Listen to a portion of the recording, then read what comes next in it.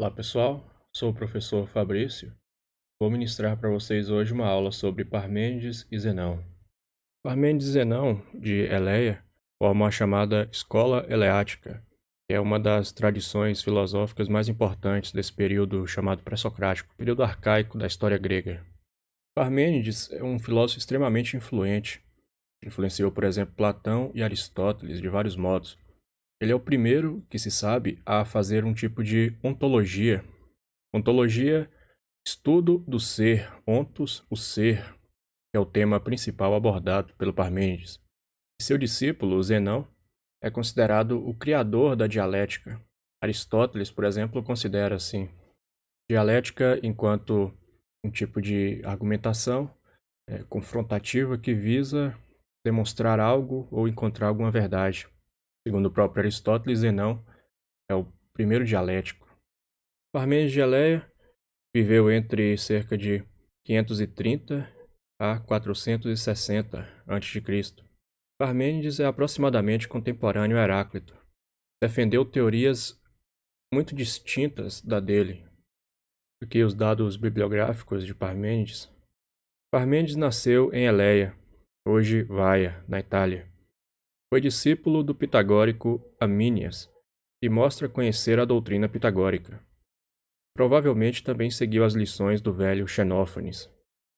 Essa ideia de que ele seguiu Xenófanes encontra quem a defenda entre os estudiosos e encontra também alguns que afirmam que se Parmênides teve essa influência não foi tão grande assim. Em alguns aspectos, principalmente, como veremos, aquela ideia de Xenófanes acerca de Deus, como eu falei num vídeo anterior, ele via Deus como único e não múltiplo, e essa ideia de unidade está presente também em Parmênides. Então ele nasceu na Itália e ali fundou a sua escola. Aqui, no caso, se fala escola não ainda no sentido mais formal. A primeira desse tipo vai ser a Academia de Platão. Mas ele cria ali uma tradição. Tem pelo menos um discípulo famoso, que é o Zenão, e depois Melisso talvez vai seguir também essa doutrina. No período em que ele viveu ali, aquela região da Itália, o Magna Grécia era dominada por colônias gregas. Nessa época de Parmênides, a cidade de Roma era muito pequena, dominava só aquela região circundante a ela. E a Grécia, que era a grande potência do Mediterrâneo. E a segunda potência que teria ali, né, ainda menor, seria Cartago. Roma, depois que iria alcançar uma grande extensão territorial. Segundo Aristóteles, conforme ele diz na Metafísica, Parmênides teria sido discípulo de Xenófanes, o filósofo andarilho. Algumas coisas corroboram essa hipótese. Por exemplo, o fato de tanto Xenófanes quanto Parmênides terem escrito do mesmo modo. Escreveram ambos poemas filosóficos.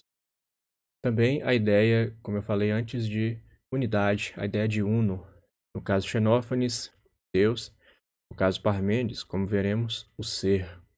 Aqui uma pintura mostrando uma leitura de Homero, que era o que o Xenófanes fazia, né? Ele era um rapsodo, então caminhava de cidade em cidade e cantava as poesias da tradição e as suas próprias também. Parmênides pode ter aprendido também com o pitagórico Amínias. A escola de Pitágoras existiu naquela região de Parmênides, região próxima, ali no sul da Itália também. E a escola de Pitágoras, que era mais uma confraria religiosa do que uma escola pura, digamos, foi muito influente naquele período. Após a morte de Pitágoras, vários discípulos seus continuaram praticando a filosofia, uma filosofia misturada com misticismo, e vários deles se espalharam pela Grécia, pela região do mundo grego. E Parmênides, segundo alguns autores antigos, teria sido influenciado por esse pitagórico Amínias. E quando ele morreu, o Parmênides, que era um homem rico, teria mandado erguer um templo em sua honra. Platão escreveu um diálogo sobre Parmênides, chamado Parmênides. E nele, o filósofo, já velho, vai a Atenas, tendo ali cerca de 65 anos de idade, acompanhado de seu discípulo Zenão, que teria cerca de 40 anos de idade. E lá, eles defendem a filosofia deles, teriam falado contra a filosofia dos jônios, que seriam os filósofos da natureza.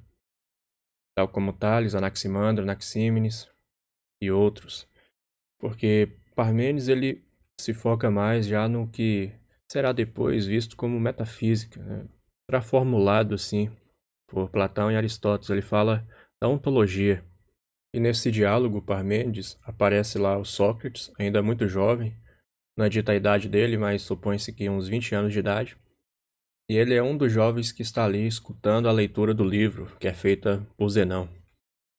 De modo que Platão está, de certo modo, demonstrando ali que Parmênides exerceu influência sobre Sócrates e, portanto, exerceu influência sobre o próprio Platão. Porém, essa influência talvez não pelo contato direto, já que essa história de que Zenão e Parmênides teriam ido a Atenas talvez seja fictícia, né? Seja apenas para demonstrar ali as ideias deles dentro desse diálogo Parmênides. Assim como Xenófanes, Parmênides escreveu um poema filosófico, em versos, chamado pela tradição Sobre a Natureza, Perifísios. Os livros desses pensadores pré-socráticos, eles não tinham títulos na época. Esse nome se refere, de modo geral, a eles por tratar dos mesmos temas. No caso de Parmênides, é talvez aquele que mais se distancia. É só na segunda parte do seu poema que ele irá falar nesse mesmo sentido sobre a natureza, como fizeram os outros que o precederam. Porém, mesmo nesse caso, ele fala com ressalvas. Ele diz que o caminho da verdade é o que ele apresentou antes, na primeira parte.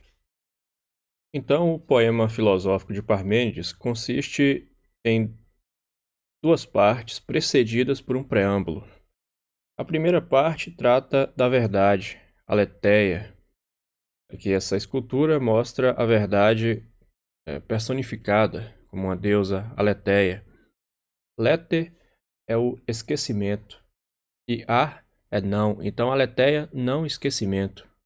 A segunda parte fala da opinião, doxa, que difere da verdade radicalmente.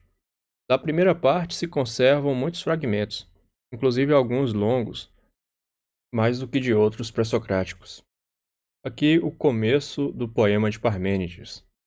Ele diz: As éguas que me transportam, tão longe quanto meu coração alguma vez podia almejar, rapidamente me conduziram, depois de me terem levado e colocado no afamado caminho do Deus, que conduz o homem sabedor por todas as cidades.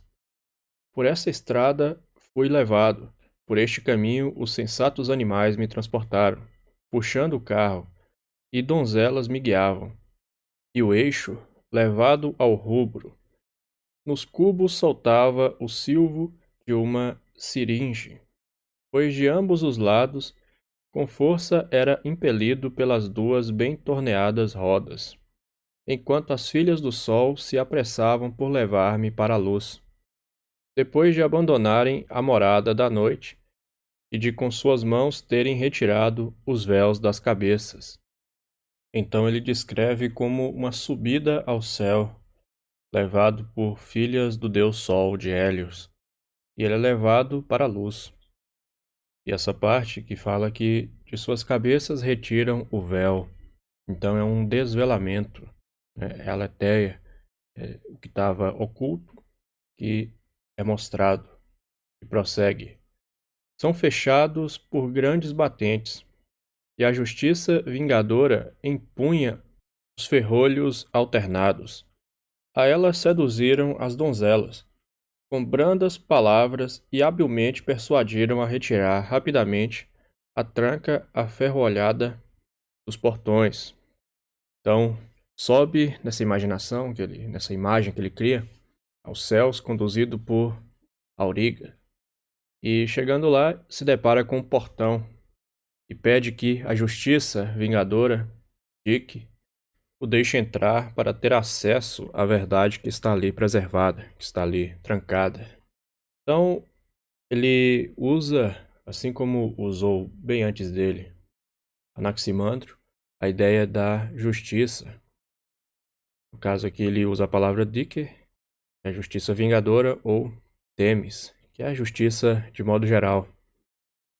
Diretamente através deles, No amplo caminho, as donzelas guiaram os cavalos e o carro. Então a justiça diz a ele: convém que tudo aprendas, tanto o ânimo inabalável da rotunda verdade, como as opiniões dos mortais, em que não há verdadeira confiança. Ela diz que ele vai aprender duas coisas, de valor muito distinto uma da outra. Ele vai aprender a rotunda verdade, a verdade bem redonda, perfeita. E também irá aprender as opiniões dos mortais, a doxa, que não é digna de confiança. Então, o Parmênides ele coloca a verdade como superior principal e a opinião ele não descarta totalmente, nesse caso aqui, já que se deve aprender também a opinião. Nós veremos o que ele quer dizer com isso.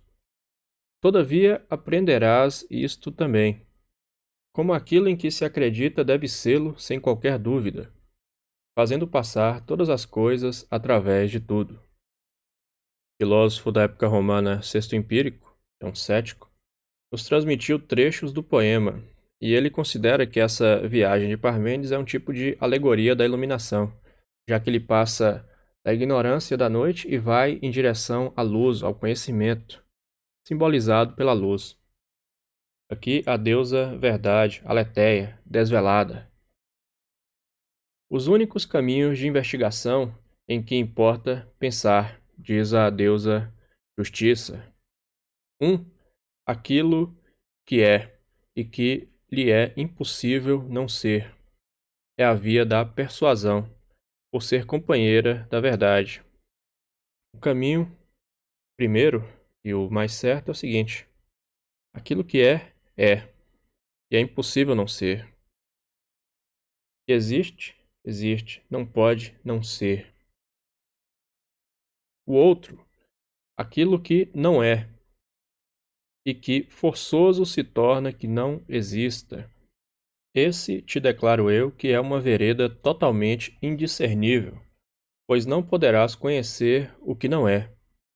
Tal não é possível, nem exprimi-lo por palavras. Então, a primeira verdade que é revelada para ele: o ser é, não ser não é. Aquilo que não existe, aquilo que não é indiscernível, é incompreensível e não pode ser dito, não pode ser expresso por palavras.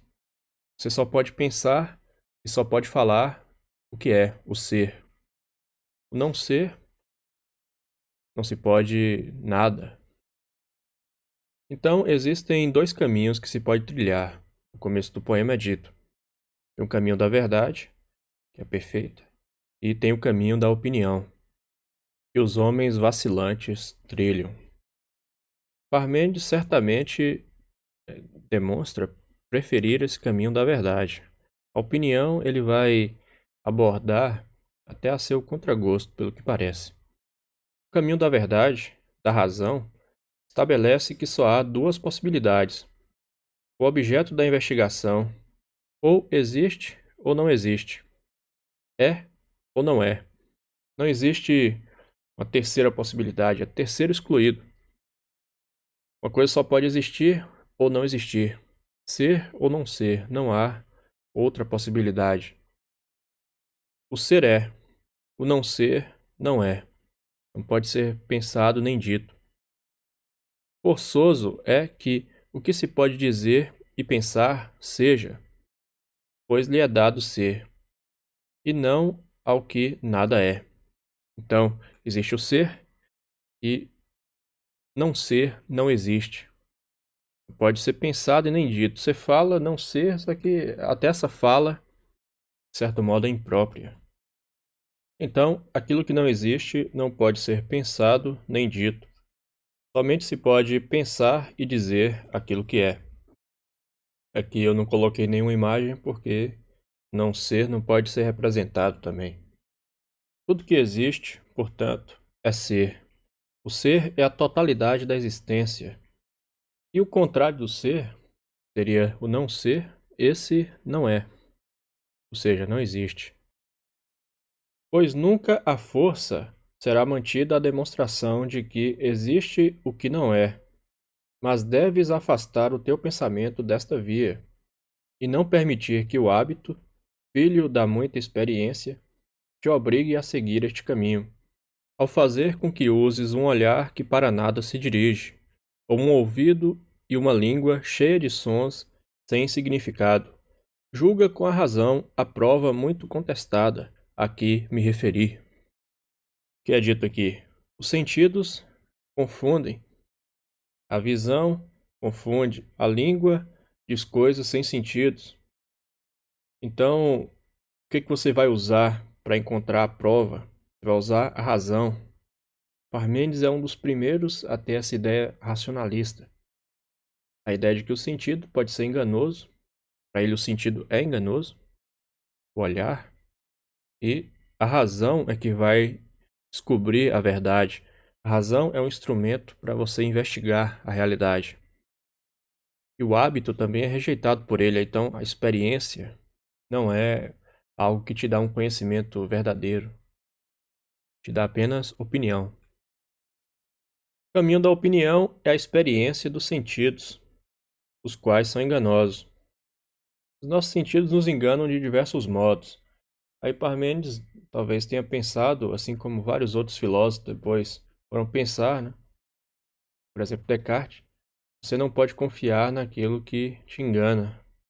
Então, ele não usa a experiência sensorial, a experiência perceptível para encontrar a verdade. Ele usa a sua razão, pensamento. Parmênides diz que devemos recusar a via da opinião, o caminho da opinião, os sentidos, pois eles conduzem ao erro. Por exemplo, essa imagem aqui, um leão, né? E um rato. A mesma imagem, só que dependendo da orientação, você percebe coisas diferentes. Sentidos humanos são falhos. Talvez Parmênides não tenha pensado que a razão também pode ser falha, né? Mas ele prefere a razão.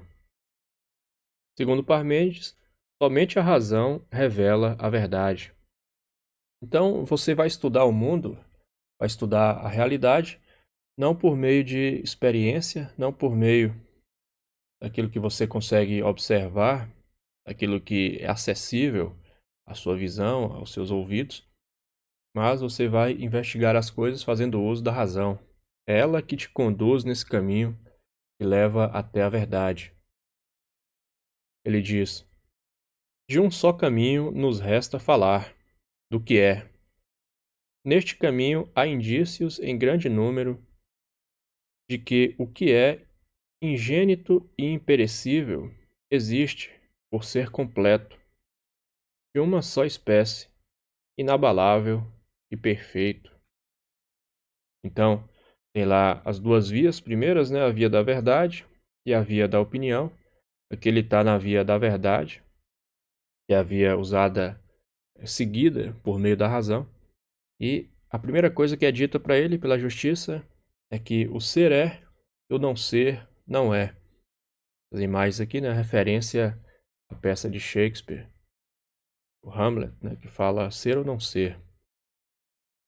A parte em que ele está com a caveira seria diferente da parte que ele fala isso, né, mas ficou associado desse modo. Então, duas coisas. O ser é, o não ser não é. Só que o não ser não pode ser pensado nem dito, então exclui isso aí. O que sobra é aquilo que é, o ser. Só se pode falar acerca do ser. Se pode fazer uma ontologia, discurso e pensamento sobre o ser. E o ser, aqui é dito por Parmênides, ingênito, ou seja, o ser não foi gerado. Ele não surgiu em nenhum momento. E assim como é ingênito, é também imperecível. Então o ser nunca deixará de ser. O ser existe sempre, ele é eterno. Por quê? Porque ele é completo, ele é pleno. Então não faz sentido que ele tenha um começo e nem um fim. Ele é inabalável e perfeito. Como tudo é ser e o não ser não existe, o ser é um. Por quê? Ora, se o ser fosse dois, você teria ali o ser e o outro não é ele, portanto, não é ser. De tal modo que, se houvesse dois, o outro seria não ser. E em comparação também, né, o primeiro em relação ao segundo, se o segundo vai ser tanto ser, né? O primeiro é não ele, portanto, é não ser. De tal modo que o ser tem que ser um. Segundo Parmênides, o ser é um. Essa é uma verdade que ele encontra aí nesse caminho da razão. O ser é um só. Então Parmênides nega a multiplicidade. Ele nega que existam várias coisas. Só existe uma coisa, o ser. O ser é eterno. Nunca foi, nem será, pois agora é como um todo, um só, contínuo. Pois que origem lhe poderás buscar? Como e donde cresceu? Não te permitirei que digas ou que penses a partir do que não é, pois é indizível e impensável o que não é. E que necessidade o teria levado a surgir mais tarde, em vez de mais cedo, se viesse do nada? Qual é a origem daquilo que existe? Se aquilo que existe é o ser, ele se origina de outra coisa, que também é ser, então o ser já estava lá. Ser é a totalidade do que existe. Ele vai surgir de alguma coisa, essa outra coisa já é ser, então ele já existe, então ele não pode surgir de outro ser. E se ele surgir do nada? Parmênides considera isso absurdo. Talvez o primeiro a dizer isso. Do nada, nada se faz. O que seria a causa do surgimento de uma coisa a partir do nada? O que desencadearia esse surgimento se não tem nada?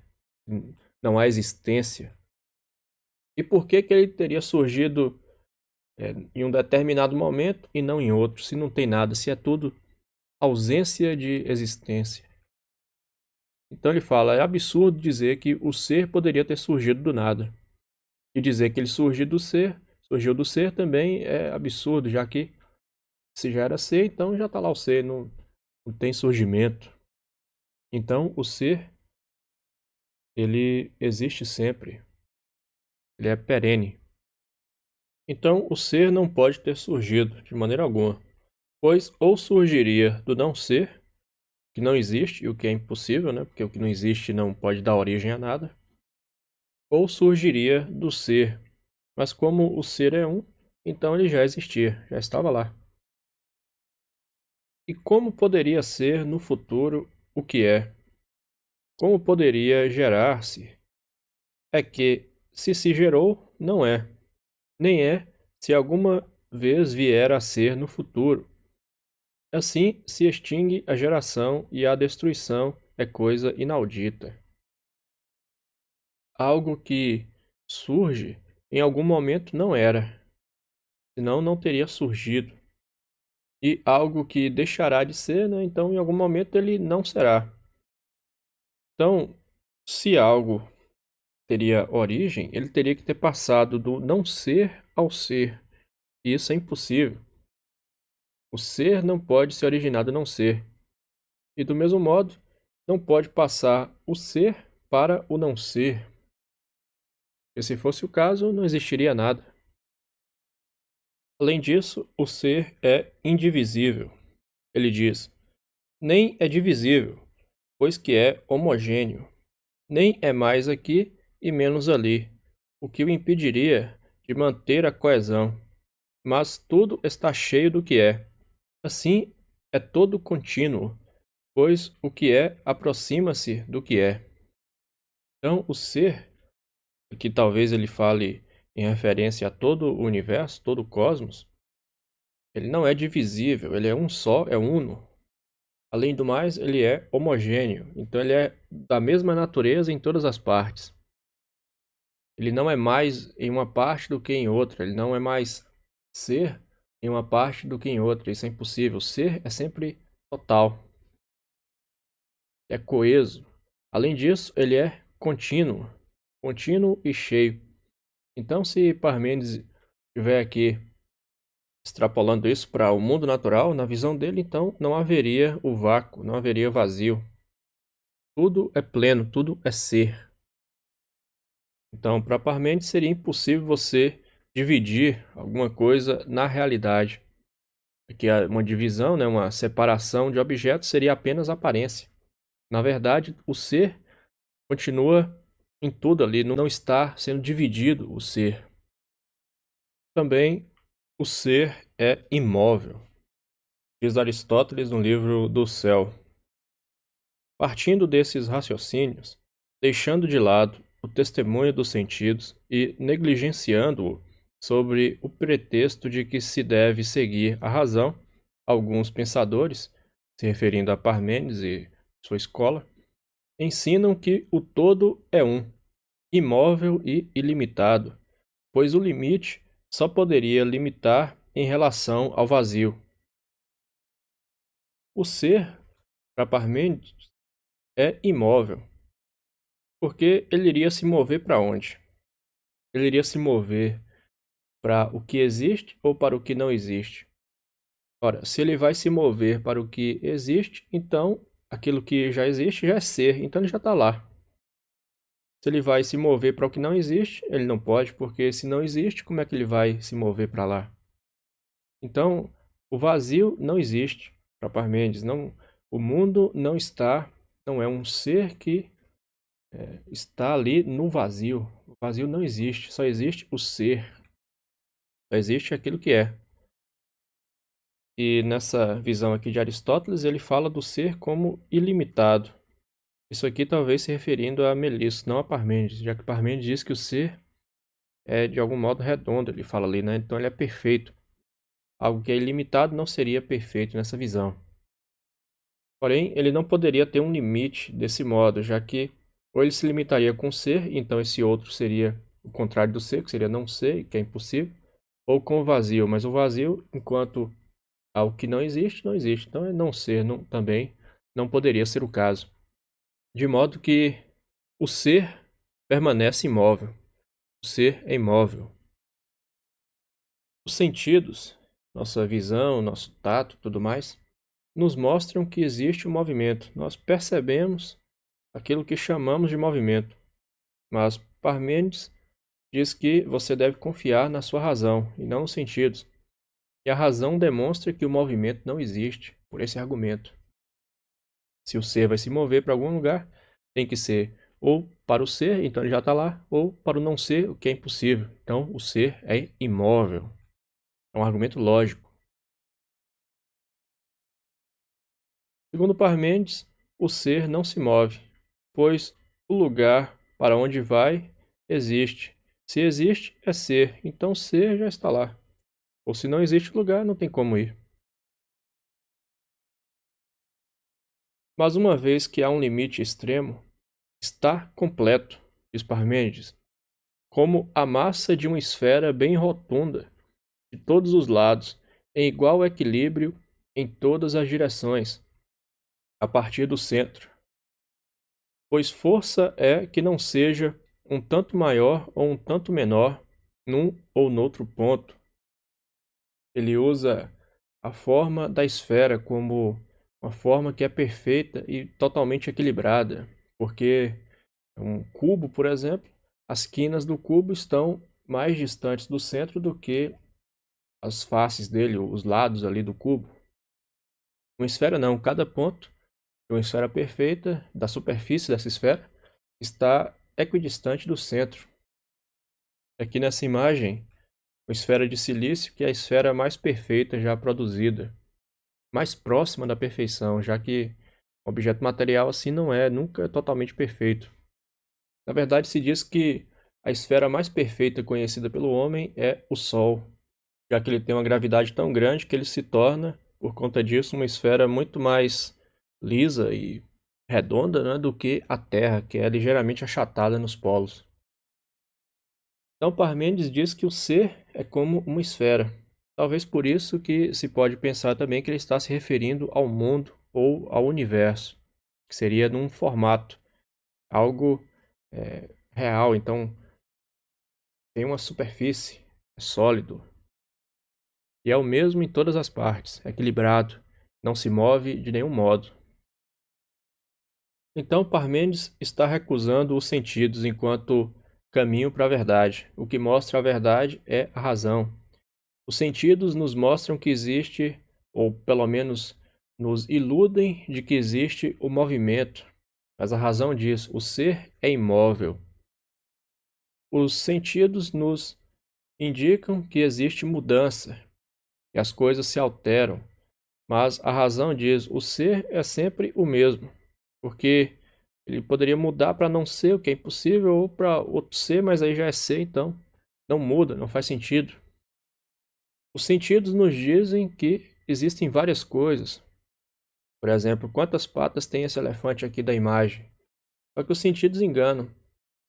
O que é necessário dizer, segundo a verdade, é que o ser é um só. Aquilo que existe é um. Então, as características do ser, segundo Parmênides, o ser é um, imóvel, imutável e eterno. Ele não surgiu e nunca vai perecer. Ele é sempre o mesmo, não se move, não muda e é indivisível. Então, tudo isso que foi dito por Parmênides, ele diz enquanto verdade. É o caminho da verdade, de aletheia, que mostra a coisa tal como é, de fato, não é engano, e é visto pela razão.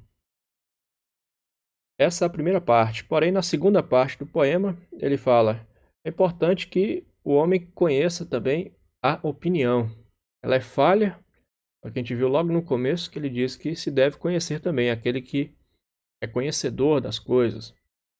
Então, na segunda parte do seu poema, Parmênides fala sobre a segunda via, que é a via da opinião, doxa, da crença, ou seja, o que é experienciável pelos humanos. Aqui nessa pintura, o tempo salvando a verdade, da falsidade e inveja. O tempo ali, com a foice, o Cronos, salvando a Letéia. Então, Parmênides, ele, nessa segunda parte do poema, da qual sobraram menos fragmentos, então é uma compreensão que a gente tem menor em relação à primeira, fala um pouco ali sobre aquilo que é experienciável, ou seja, ele fala sobre a realidade empírica. Na primeira parte, ele está falando daquilo que é compreensível de modo abstrato, de modo racional. Então ele está, Parmênides se pode considerar que ele é um precursor da lógica, né, que depois será elaborada de modo formal ali por Aristóteles. Só que o primeiro momento do seu poema é uma discussão puramente lógica. Na segunda, é uma discussão já empírica. Parmênides faz a transição dos objetos da razão para os objetos dos sentidos, diz um autor antigo, ou, como ele próprio declara, da verdade para a opinião. Então ele faz a transição da razão para os sentidos, que é o mesmo que dizer da verdade na primeira parte para a opinião, que é incerta na segunda parte. Quando escreve: com isto dou por findo o meu discurso digno de fé e o meu pensamento acerca da verdade. De hora avante, aprende as crenças dos homens mortais, escutando a ordem enganadora das minhas palavras. Basicamente, ele está dizendo: até agora eu falei a verdade, só que agora eu vou começar, possivelmente, a mentir, ou provavelmente a mentir para vocês aqui, porque eu vou expressar aquilo que é enganador, aquilo que os homens pensam que é a realidade, mas não é. Aí Plutarco diz sobre Parmênides: na verdade, ele disse muitas coisas acerca da terra, do céu, do sol e da lua, e conta pormenorizadamente a gênese dos homens, e como convém a um antigo filósofo da natureza, que compôs o seu próprio livro sem retalhar o de outrem, não deixou por discutir nenhum dos tópicos importantes. Então, a confiar aqui no testemunho de Plutarco, que provavelmente tinha acesso ao livro Parmênides, que nós não temos completo, né, o seu poema inteiro, Parmênides fez um discurso completo sobre a filosofia natural. Falou acerca da Terra, do Sol, dos astros. Falou sobre a origem dos homens de modo pormenorizado, assim como, por exemplo, fez Anaximandro, que descreve a origem da humanidade. Parmênides, portanto, foi um filósofo da natureza, talvez a seu contragosto, porque o que ele queria era levar os homens ao caminho da verdade, da razão, caminho lógico. Porém, já que é preciso falar acerca da opinião, acerca daquilo que é incerto, daquilo que se conhece pelos sentidos, que são falhos, então ele vai e fala sobre essas coisas, ele discursa sobre isso. Dessas partes, nós temos pouco. O que sobrou mais foi da primeira parte, que Parmênides considerava a mais importante. Aqui um detalhe da pintura Escola de Atenas, no centro ali o Parmênides e Heráclito sentado à direita ali, cabisbaixo. Então, ao defender que o ser é um, imóvel, imutável, não gerado, Parmênides talvez falasse do todo, do cosmos, do mundo inteiro, né? Já que ele fala até que é esférico. Nós sabemos, por exemplo, que os pitagóricos defenderam a ideia de que a Terra é esférica. E segundo uma tradição, Parmênides teria sido educado em parte por Amínias, que era um pitagórico. Ou então ele fale do ser entendido abstratamente. O ser é imóvel, imutável, não gerado, mas entendido abstratamente, ou seja, tudo que existe, considerado como um todo, não tem como mudar ou deixar de ser ou vir a ser. Mas muitos que ouviram o discurso dele, dizendo que o ser é imóvel, que o ser é um e que nada é gerado, julgaram que essas ideias são absurdas. Então ele sofreu críticas na época. Por exemplo, é contado uma anedota que Parmênides estava um dia dizendo lá que o ser é imóvel. Aí um homem ficou revoltado e começou a falar: o ser é imóvel, e andou. Falou: o ser é imóvel, e andou, ou seja, refutou com o ato a palavra dita. Então Parmênides sofreu com essas críticas.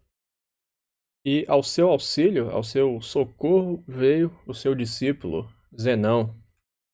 E o busto dele, né, o discípulo de Parmênides, mais conhecido. Zenão de Eleia estudou com Parmênides e escreveu um livro repleto de paradoxos. Esse livro é considerado pelos antigos que tiveram acesso completo a ele, um livro cheio de pegadinhas, de paradoxos ali, coisas feitas para confundir a mente.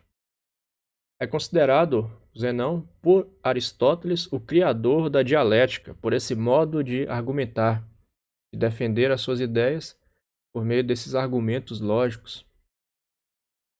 Para defender a teoria de Parmênides, seu mestre, que estava sendo atacado, Zenão elaborou diversos argumentos lógicos contra a possibilidade do movimento.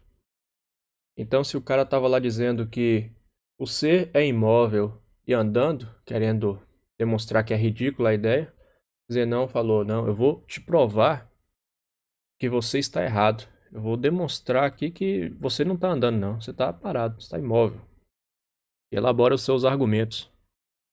Talvez o mais famoso, mais conhecido, né, é o argumento Aquiles e a tartaruga, que fala contra a possibilidade do movimento. Aquiles é o herói da Guerra de Troia, o melhor soldado entre os gregos que foram lutar contra Troia. E Aquiles é chamado aquele que tem os pés velozes, né? Então ele é um grande corredor. Aí disputar uma corrida com a tartaruga, que é um animal dos mais lentos, seria uma coisa muito fácil para Aquiles ganhar. Só que Zenão diz que não é bem assim. Fala o seguinte: ao disputar uma corrida com Aquiles, a tartaruga começa com uma vantagem, por ser mais lenta. Então fala lá, rapaz, é injusto, né? A tartaruguinha ali competindo contra o melhor corredor da Grécia. Então dá uma vantagem para ela, deixa ela começar na frente.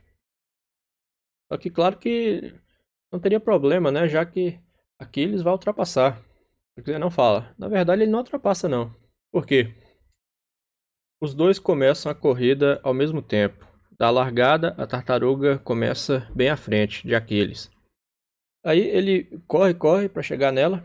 E a tartaruguinha anda um pouquinho nesse período, né? Já que ela não está parada.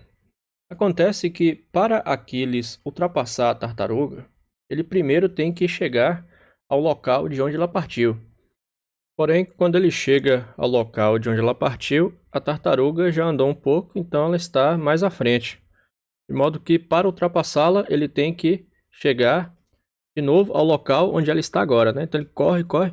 Quando ele chega ao local, a tartaruga já está um pouco mais à frente também, como é lógico. E aí ele vai ultrapassá-la, né? Para ultrapassá-la, ele tem que primeiro chegar onde ela está agora. E quando ele chega até lá, já deu tempo dela andar um pouco mais. Então ele vai se aproximando cada vez mais da tartaruga, porém ele nunca a alcança, porque a distância que ele vai percorrer vai ser sempre cada vez menor em relação à distância que ele está da tartaruga, né? Só que ele nunca vai alcançar. Ele tem que primeiro chegar onde ela estava. De modo que Aquiles, o homem mais rápido do mundo, não consegue ganhar uma corrida de uma tartaruga.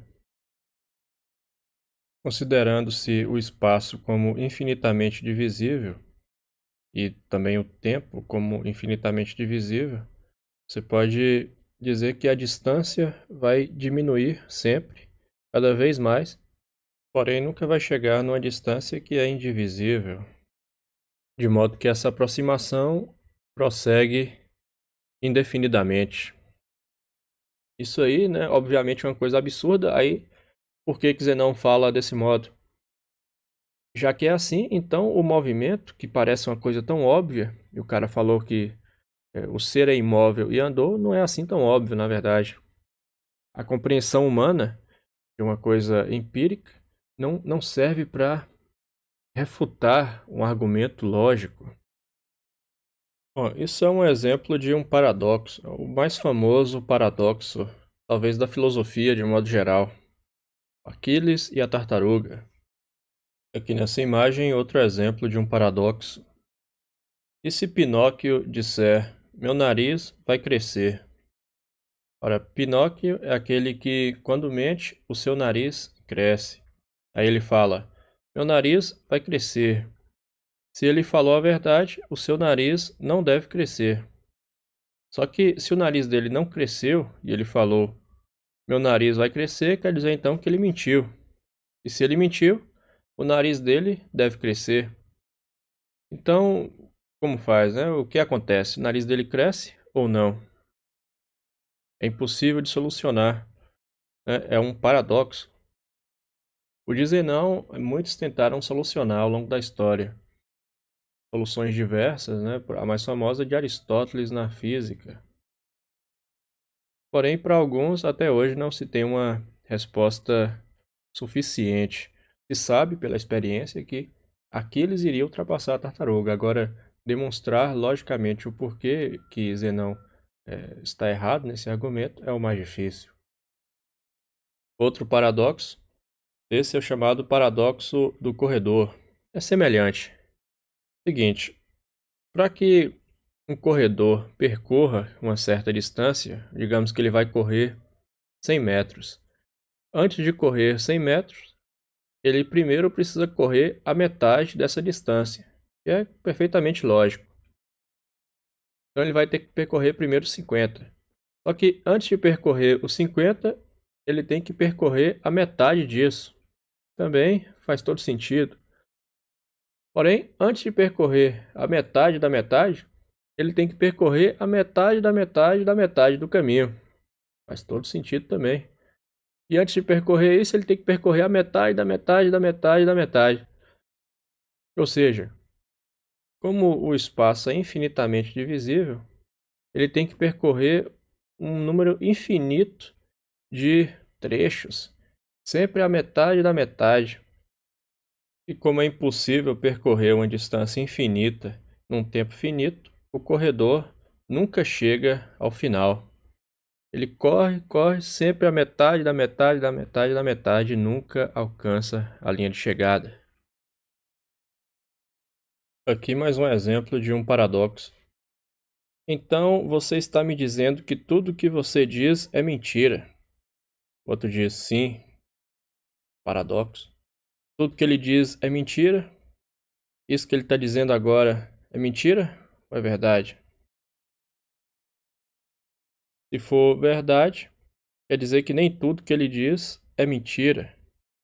Só que como ele está dizendo que sim, tudo é mentira, então se é verdade, então de fato ele está mentindo. Como é que faz? Outro argumento de Zenão contra o movimento é o argumento da flecha. Diz o seguinte: quando uma flecha supostamente está se dirigindo em direção ao alvo, ela pode ser considerada, pode ser imaginada como parada a cada instante. Por exemplo, aqui tirou a foto da flecha no ar, ela aparece parada nessa foto. Você pode conceber, logicamente, que ela tem um tamanho determinado, então ela vai ocupar um certo lugar no espaço, de modo que a cada instante que você pode conceber, ela vai estar parada naquele espaço determinado. Ela não pode estar em um espaço maior ou menor do que o que ela ocupa, por exemplo. Porém, se ela está parada a cada instante desse período, como que ela se move? Zenão diz, ela não se move, até porque ela não pode nunca ter uma distância intermediária entre um local e outro. Ela sempre vai estar a cada instante precisamente num local determinado do espaço. Então, num percurso, digamos, de 50 metros que a flecha fosse perfazer, haveria ali uma quantidade infinita de posições que ela ocuparia, já que o tempo é infinitamente divisível, também a distância, o percurso que percorre a flecha é infinitamente divisível, de modo que é impossível uma flecha alcançar o alvo. Então, se a flecha está parada a cada instante, ela não se move e não chega ao alvo, concebendo-se o tempo enquanto composto por instantes. Aí diz Platão, no Parmênides, sobre o livro de Zenão, que foi lido lá para o Sócrates, ainda jovem. Em verdade, o livro é uma espécie de defesa do argumento de Parmênides contra os que tentam troçar dele, ao demonstrarem que, se há um uno, muitas são as consequências, absurdas e contraditórias, que se tiram do seu argumento. Este livro é uma réplica aos que acreditam na pluralidade. Paga-lhes na mesma moeda, e até mesmo com juros, quando procura demonstrar que, se examina cuidadosamente a questão, as suas hipóteses de pluralidade dão origem a consequências ainda mais absurdas que as do uno. Foi com tal gosto pelos debates que eu o escrevi, ainda na minha juventude, diz o Zenão. Então, segundo essa descrição de Platão aqui, né, Zenão quer duas coisas, quer defender o seu mestre e fazer isso por meio de um argumento de redução ao absurdo, demonstrar que a opinião daqueles que dizem o oposto é mais absurda ainda. Então, essa foi uma aula sobre Parmênides e Zenão, a escola eleática que fala sobre o ser. Recapitulando, Parmênides escreveu um poema filosófico, assim como fez Xenófanes. O poema dele tem um proêmio que ele descreve uma subida ao céu levada por um carro com duas deusas, né, filhas do sol. Lá encontra a justiça e lhe revela dois caminhos que ele pode seguir. Existe o caminho da verdade, que é o único que tem valor, de fato, para o Parmênides, e existe o caminho da opinião, que é um caminho que os homens seguem e não encontram coisa de valor nele. Então, Parmênides recusa esse caminho e só o segue a contragosto. Na segunda parte, a primeira parte do poema fala da verdade, a segunda parte fala da opinião. Ou seja, a primeira parte se foca naquilo que se pode conhecer racionalmente e a segunda parte se foca naquilo que se pode conhecer, ou que se crê conhecer pelos sentidos, que na verdade é algo falível, falho. Os sentidos conduzem ao erro. Apesar disso, Parmênides, segundo contam os autores antigos, escreveu sobre a natureza, sobre as coisas que são perceptíveis aos sentidos, só que ele fala que esse é um discurso inferior àquele que veio antes. Antes ele falou a verdade, agora ele está emitindo apenas a opinião. E o que revela a verdade, Parmênides? A verdade revela que há o ser. O ser é, e o não ser não é. Não pode ser pensado nem dito. Só se pode conceber aquilo que existe. E aquilo que existe tem como características o fato de ser um, então não há o plural, não há muitas coisas, há uma só coisa. O ser é imóvel, ele não vai nem para cá nem para lá, porque não tem para onde ele ir, porque ele iria ou para o ser ou para o não ser, e as duas coisas são inconcebíveis. O ser é imutável e ele é eterno, ele não é gerado e não irá perecer em nenhum momento. As ideias de Parmênides foram alvo de críticas de pensadores do seu tempo e que tentaram principalmente refutá-lo por meio de demonstrações, e Parmênides queria que ele seguisse um caminho da razão, que refutassem, se fosse o caso, usando argumentos lógicos e não simplesmente saindo andando. E aí, para defendê-lo, o seu discípulo mais famoso, Zenão, escreveu um livro repleto de paradoxos, uma série de argumentos lógicos que demonstram que é absurda a ideia de que existe um movimento ou a ideia de que existem muitas coisas ao invés de uma. Elabora vários argumentos, mais famoso Aquiles e a tartaruga, mas vários outros, que demonstram que assim como os pluralistas defendem que o Parmênides falou absurdos, também eles disseram, já que o movimento é impossível, a mudança é impossível. Então, eu encerro por aqui a aula. Eu agradeço a atenção. Muito obrigado.